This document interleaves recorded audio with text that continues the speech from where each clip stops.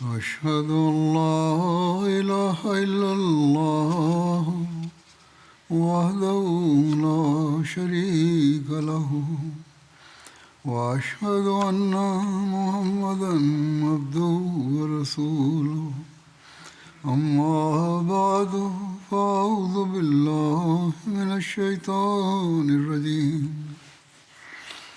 بسم الله الرحمن الرحيم الحمد لله رب العالمين الرحمن الرحيم مالك يوم الدين إياك نعبد وإياك نستعين اهدنا الصراط المستقيم صراط الذين أنعمت عليهم غير المغضوب عليهم ولا الضالين.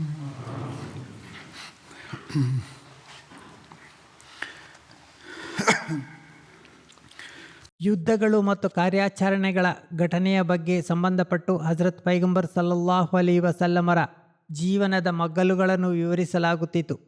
ಈ ಸಂಬಂಧವಾಗಿ ಉಸಾಕ್ ಬಿನ್ ಮಹಸೀರ್ ಕಾರ್ಯಾಚರಣೆಯ ಬಗ್ಗೆಯೂ ಪ್ರಸ್ತಾಪವಿದೆ.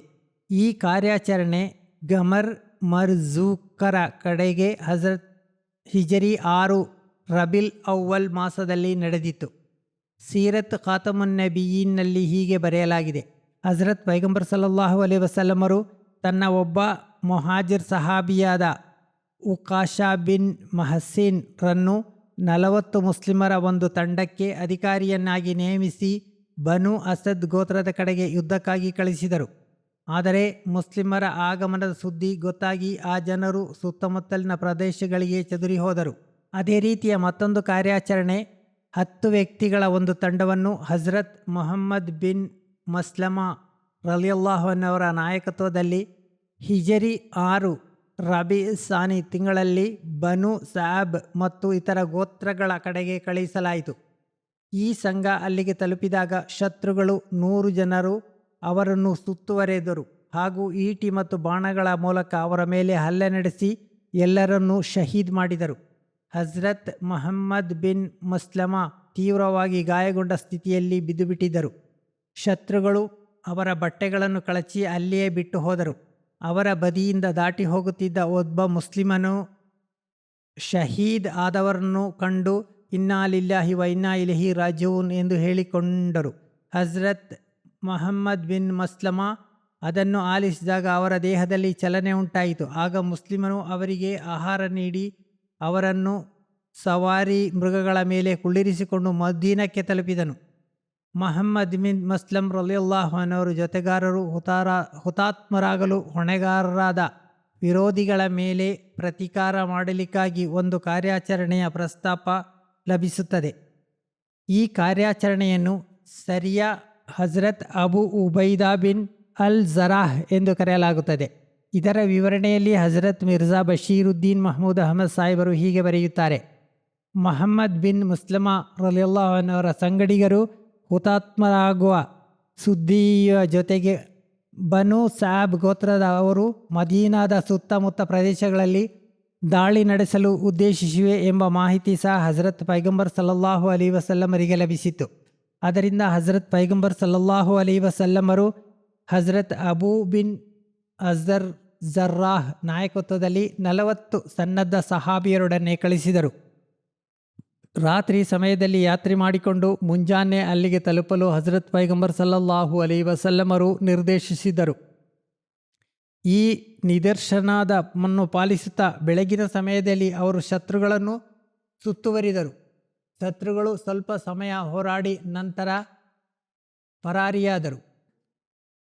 ಅಬೂ ಉಬೈದಾ ರಲಿಯಲ್ಲಾಹು ಅನ್ಹು ಯುದ್ಧದ ಸಂಪತ್ತುಗಳನ್ನು ವಶಪಡಿಸಿಕೊಂಡು ಮದೀನಕ್ಕೆ ಮರಳಿದರು. ಈ ಕಾರ್ಯಾಚರಣೆಯಲ್ಲಿ ಪ್ರಸ್ತಾಪಿಸಲಾದ ಮೊಹಮ್ಮದ್ ಬಿನ್ ಮುಸ್ಲಮಾ ಮತ್ತು ಅಬು ಉಬೈದಾ ಬಿನ್ ಉಸ್ತಾರ್ ಶ್ರೇಷ್ಠ ಸಹಪಾಠಿಗಳಾಗಿದ್ದರು. ಮೊಹಮ್ಮದ್ ಬಿನ್ ಮುಸ್ಲಮಾ ಅನೇಕ ವೈಯಕ್ತಿಕ ಸ್ವಭಾವ ಗುಣಗಳು ಮತ್ತು ಯೋಗ್ಯತೆಯನ್ನು ಹೊಂದಿದವರಾಗಿದ್ದರು.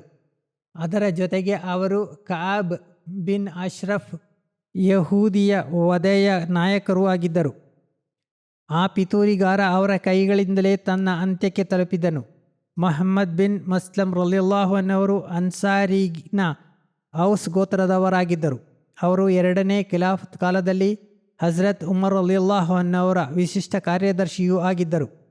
ಹಜರತ್ ಉಮರ್ ರಲಿಯಲ್ಲಾಹು ಅನ್ಹವರು ಸಾಮಾನ್ಯವಾಗಿ ತನ್ನ ಕಾರ್ಯನಿರ್ವಾಹಕರ ಕುರಿತು ಇರುವ ದೂರುಗಳ ತನಿಖೆ ನಡೆಸಲು ಅವರನ್ನೇ ಕಳಿಸುತ್ತಿದ್ದರು. ಹಜರತ್ ಉಸ್ಮಾನ್ ರಲಿಯಲ್ಲಾಹು ಅನ್ಹವರ ನಿಧನದ ನಂತರ ಮುಸ್ಲಿಮರಲ್ಲಿ ಆಂತರಿಕ ಪಿತೂರಿಗಳ ಬಾಗಿಲುಗಳು ತೆರೆದಾಗ ಮೊಹಮ್ಮದ್ ಬಿನ್ ಮುಸ್ಲಮ್ ತನ್ನ ಖಡ್ಗವನ್ನು ಒಂದು ಕಲ್ಲಿಗೆ ಬಡಿದು ತುಂಡು ಮಾಡಿದರು ಮತ್ತು ತನ್ನ ಕೈಯಲ್ಲಿ ಒಂದು ಬೆತ್ತವನ್ನು ಮಾತ್ರ ಹಿಡಿಯಲು ತೊಡಗಿದರು. ಯಾರೋ ಅದರ ಕಾರಣವನ್ನು ಕೇಳಿದಾಗ ಅವರು ಹೀಗೆ ಹೇಳಿದರು: ಮುಸ್ಲಿಮರ ನಡುವೆ ಆಂತರಿಕ ರಕ್ತಪಾತದ ಬಾಗಿಲು ತೆರೆದರೆ ನೀನು ಖಡ್ಗವನ್ನು ಮುರಿಯಬೇಕೇ ಮತ್ತು ಯಾವ ರೀತಿಯಲ್ಲಿ ಕೊಠಡಿಯ ನೆಲ ಅಚಂಚಲವಾಗಿ ಅಲ್ಲೇ ಇರುತ್ತದೋ ಅದೇ ರೀತಿಯಲ್ಲಿ ನೀನು ಮನೆಯಲ್ಲಿ ಕುಳಿತುಕೊಳ್ಳಬೇಕು ಎಂದು ಹಜರತ್ ಪೈಗಂಬರ್ ಸಲ್ಲಲ್ಲಾಹು ಅಲೈಹಿ ವಸಲ್ಲಂ ಅವರು ಹೇಳಿದ್ದಾಗಿ ನಾನು ಆಲಿಸಿದ್ದೇನೆ. ಇದು ಬಹುಶಃ ಮೊಹಮ್ಮದ್ ಬಿನ್ ಮಸ್ಲಮ್ ರಲಿಯಲ್ಲಾಹು ಅನ್ಹವರಿಗೆ ಅಥವಾ ಈ ಪಿತೂರಿಗಾಗಿ ಮಾತ್ರವಿರುವ ಆದೇಶವಾಗಿರಬಹುದು. ಏಕೆಂದರೆ ಕೆಲವೊಮ್ಮೆ ಆಂತರಿಕ ಪಿತೂರಿಗಳ ವಿರುದ್ಧ ಎದ್ದು ನಿಲ್ಲುವುದು ಕೂಡ ಒಂದು ಉನ್ನತ ಧಾರ್ಮಿಕ ಸೇವೆಯಾಗುತ್ತದೆ. ಎರಡನೇ ಸಹಾಬಿ ಅಬು ಉಬೈದ್ ಬಿನ್ ಅಲ್ ಜರ್ರಾಹ್ ಶ್ರೇಷ್ಠ ಸಹಾಬಿಯಾಗಿದ್ದರು. ಅವರು ಕುರೈಶಿ ವಂಶದವರಾಗಿದ್ದರು. ಹಜರತ್ ಪೈಗಂಬರ್ ಸಲ್ಲಲ್ಲಾಹು ಅಲೈಹಿ ವಸಲ್ಲಂ ಅವರಿಗೆ ಅಮೀರುಲ್ ಮಿಲ್ಲತ್ ಎಂಬ ಬಿರುದನ್ನು ನೀಡಿದ್ದರು. ಇದರಿಂದ ಅವರ ಉನ್ನತ ಸ್ಥಾನದ ಬಗ್ಗೆ ಗೊತ್ತಾಗುತ್ತದೆ. ಹಜರತ್ ಪೈಗಂಬರ್ ಸಲ್ಲಲ್ಲಾಹು ಅಲೈಹಿ ವಸಲ್ಲಮರು ನಿಧನರಾದಾಗ ಖಿಲಾಫತ್ತಿಗೆ ಅರ್ಹರೆಂದು ಹಜರತ್ ಅಬೂಬಕರ್ ರಲಿಯಲ್ಲಾಹು ಅನ್ಹು ಅವರು ಭಾವಿಸಿದ ಇಬ್ಬರು ಸಹಾಬಿಯರಲ್ಲಿ ಒಬ್ಬರು ಇವರಾಗಿದ್ದರು. ಹಜರತ್ ಉಮರ್ ರಲಿಯಲ್ಲಾಹು ಅನ್ಹವರ ಖಿಲಾಫತ್ ಕಾಲದಲ್ಲಿ ಪ್ಲೇಗ್ ಬಾಧಿತವಾದಾಗ ಶಹೀದ್ ಆದರು. ಅದೇ ರೀತಿಯಲ್ಲಿ ಮತ್ತೊಂದು ಕಾರ್ಯಾಚರಣೆ ಝೈದ್ ಬಿನ್ ಹಾರಿಸ್ರ ಕಾರ್ಯಾಚರಣೆಯಾಗಿದೆ. ಅದನ್ನು ಹಿಜರಿ 6 ರಬಿಯುಲ್ ಆಖಿರ್ ಮಾಸದಲ್ಲಿ ಬನು ಸಲೀಂ ಗೋತ್ರದ ಕಡೆಗೆ ಕಳಿಸಲಾಯಿತು. ಅದೇ ರೀತಿಯಲ್ಲಿ ಮತ್ತೊಂದು ಕಾರ್ಯಾಚರಣೆಯನ್ನು ಝೈದ್ ಬಿನ್ ಹಾರಿಸ್ ರಲಿಯಲ್ಲಾಹು ಅನ್ಹವರ ನಾಯಕತ್ವದಲ್ಲಿ ಹಿಜರಿ 6 ರಬಿಯುಲ್ ಆಖಿರ್ ತಿಂಗಳಲ್ಲಿ ಬನು ಸಲೀಂ ಗೋತ್ರದ ಕಡೆಗೆ ರವಾನಿಸಲಾಯಿತು. ಮತ್ತೊಂದು ಕಾರ್ಯಾಚರಣೆ ಅವರದೇ ನೇತೃತ್ವದಲ್ಲಿ 170 ಸಹಾಬಿಯರ ಜೊತೆಗೆ ಹಿಜರಿ 6 ಜಮಾದುಲ್ ಊಲಾ ತಿಂಗಳಲ್ಲಿ ಐಸ್ ಗೋತ್ರದ ಕಡೆಗೆ ರವಾನಿಸಲಾಗಿತ್ತು. ಈ ಘಟನೆಗಳ ಸಂದರ್ಭದಲ್ಲಿ ಹಜರತ್ ಪೈಗಂಬರ್ ಸಲ್ಲಲ್ಲಾಹು ಅಲೈಹಿ ವಸಲ್ಲಮರ ಅಳಿಯ ಅಬುಲ್ ಅಸ್ ಬಿನ್ ರಬಿಯಾರ ಬಂಧನ ಮತ್ತು ಇಸ್ಲಾಂ ಸ್ವೀಕಾರದ ಪ್ರಸ್ತಾಪವಿದೆ. ತನ್ನ ವ್ಯಾಪಾರದ ಸಂಪತ್ತು ಮುಸ್ಲಿಮರ ವಶಕ್ಕೆ ಹೋದಾಗ ಅವರು ಮದೀನಾಕ್ಕೆ ಹೋದರು ಮತ್ತು ಹಜರತ್ ಪೈಗಂಬರ್ ಸಲ್ಲಲ್ಲಾಹು ಅಲೈಹಿ ವಸಲ್ಲಮರ ಪುತ್ರಿಯಾದ ಝೈನಬರೊಡನೆ ಅಭಯ ಯಾಚಿಸಿದರು. ಹಜರತ್ ಝೈನಬ ಅವರಿಗೆ ಅಭಯ ನೀಡಿದರು. ಹಜರತ್ ಪೈಗಂಬರ್ ಸಲ್ಲಲ್ಲಾಹು ಅಲೈಹಿ ವಸಲ್ಲಮರಿಗೆ ಈ ವಿಷಯ ಗೊತ್ತಾದಾಗ ಅವರು ಜನರೊಡನೆ ಹೀಗೆ ಹೇಳಿದರು: ನನಗೂ ಇದರ ಬಗ್ಗೆ ಈಗ ತಾನೇ ಗೊತ್ತಾಯಿತು. ಮೊದಲು ನನಗೆ ಇದರ ಬಗ್ಗೆ ಗೊತ್ತಿರಲಿಲ್ಲ ಎಂದು ಹೇಳಿದರು. ನಂತರ ಹಜರತ್ ಝೈನಬರ ವಿನಂತಿಯ ಪ್ರಕಾರ ಹಜರತ್ ಪೈಗಂಬರ್ ಸಲ್ಲಲ್ಲಾಹು ಅಲೈಹಿ ವಸಲ್ಲಂ ಅಬುಲ್ ಅಸ್ರಿಗೆ ತನ್ನ ಸಂಪತ್ತನ್ನು ಮರಳಿಸಲು ಶಿಫಾರಸು ಮಾಡಿದರು. ಆಗ ಅಬುಲ್ ಅಸರ ಜೊತೆಗೆ ಇತರ ಎಲ್ಲರ ಸಂಪತ್ತುಗಳನ್ನು ಕೂಡ ಮರಳಿಸಲಾಯಿತು. ಅಬುಲ್ ಅಸ್ ಮಕ್ಕಕ್ಕೆ ಮರಳಿ ಹೋದರು. ಅವರು ಜನರಿಗೆ ಅವರ ಸಂಪತ್ತು ಮರಳಿಸಿದ ನಂತರ ತಾನು ಇಸ್ಲಾಂ ಧರ್ಮವನ್ನು ಸ್ವೀಕಾರ ಮಾಡಿದ್ದಕ್ಕಾಗಿ ಮಕ್ಕಾ ನಿವಾಸಿಗಳ ಮುಂದೆ ಘೋಷಿಸಿದರು. ಇಸ್ಲಾಂ ಸ್ವೀಕಾರದ ಘೋಷಣೆಯ ನಂತರ ಹಜರತ್ ಅಬುಲ್ ಅಸ್ ರಲಿಯಲ್ಲಾಹು ಅನ್ಹವರು ವ್ಯಾಪಾರ ಮಕ್ಕದಲ್ಲಿ ಆಗಿತ್ತು.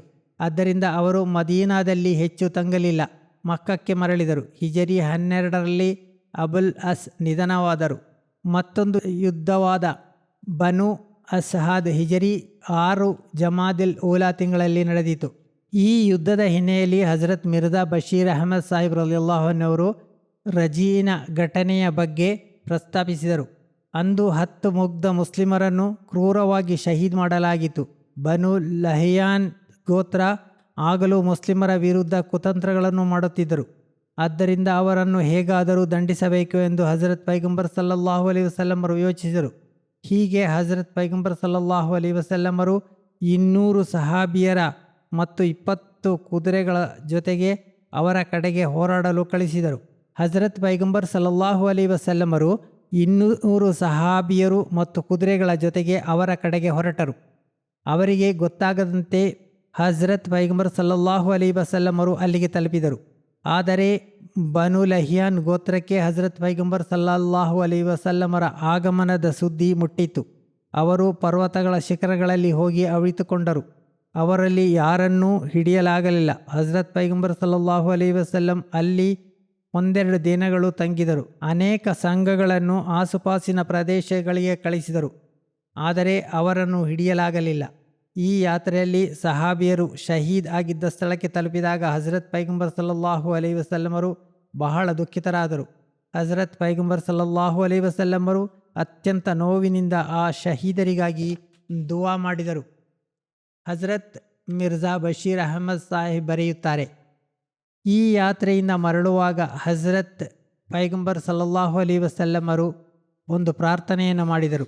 ಅದನ್ನು ಅನಂತರ ಮುಸ್ಲಿಂ ಸಾಮಾನ್ಯವಾಗಿ ತಮ್ಮ ಪ್ರಧಾನ ಯಾತ್ರೆಗಳಿಂದ ಮರಳುವಾಗ ಮಾಡುತ್ತಾರೆ. ಆ ದುವಾ ಇದಾಗಿದೆ: ಐಬೂನ ತೈಬೂನ ಅಬೀದೂನ ಸಾಜಿದೂನ ರಬ್ಬನಾ ಹಾಮಿದೂನ್.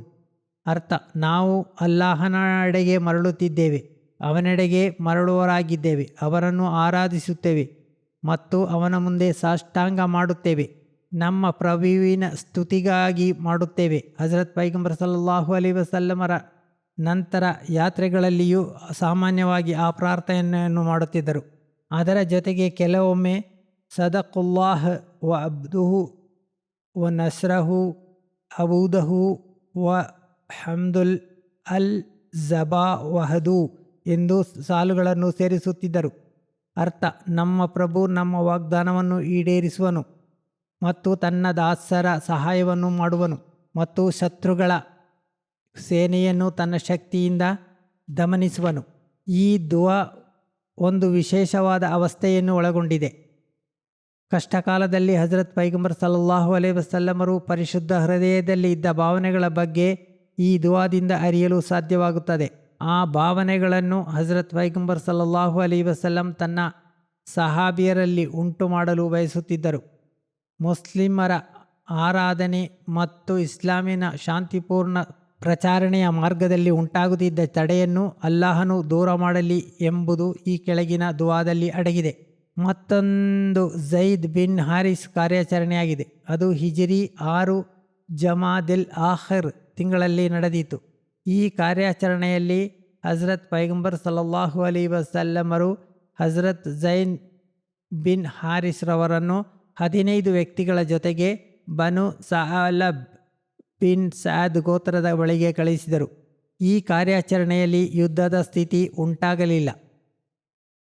ಈ ವಿಷಯ ಮುಂದುವರಿಯುವುದು.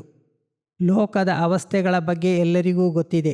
ಸಿರಿಯಾದಲ್ಲಿ ಉಂಟಾಗುತ್ತಿರುವ ಸ್ಥಿತಿಗಳ ಕುರಿತು ಈಗ ಸ್ಪಷ್ಟವಾಗಿ ಹೇಳುವಂತಿಲ್ಲ. ಒಂದು ಕ್ರೂರ ನಿರಂಕುಶ ಸರ್ಕಾರ ಕೊನೆಗೊಂಡಿದೆ ಎಂದು ಬಾಹ್ಯವಾಗಿ ತೋರುತ್ತಿದೆಯಾದರೂ ಬರಲಿರುವ ಸರ್ಕಾರದ ನ್ಯಾಯಪಾಲನೆ ಮಾಡುವುದೋ ಆಗಲಿ ಎಂದು ದುವಾ ಮಾಡಬೇಕು. ಈ ಪ್ರದೇಶದಲ್ಲಿ ಅಹ್ಮದಿಯರನ್ನು ಅಲ್ಲಾಹನು ಸಂರಕ್ಷಿಸಲಿ. ದೌರ್ಜನ್ಯ ಕೊನೆಗೊಂಡಿದ್ದಕ್ಕಾಗಿ ಜನಸಾಮಾನ್ಯರು ಸಂತೋಷಪಡುತ್ತಿದ್ದಾರೆ. ಆದರೆ ಇನ್ನೇನು ಆಗುವುದು ಎಂದು ಗೊತ್ತಾಗುತ್ತಿಲ್ಲವೆಂದು ವಿಶ್ಲೇಷಕರು ಬರೆಯುತ್ತಿದ್ದಾರೆ. ಇಸ್ರಾಯೇಲ್ ಕೂಡ ಈ ಪ್ರದೇಶದ ಮೇಲೆ ವಿನಾಕಾರಣ ದಾಳಿ ಮಾಡುತ್ತಿದೆ.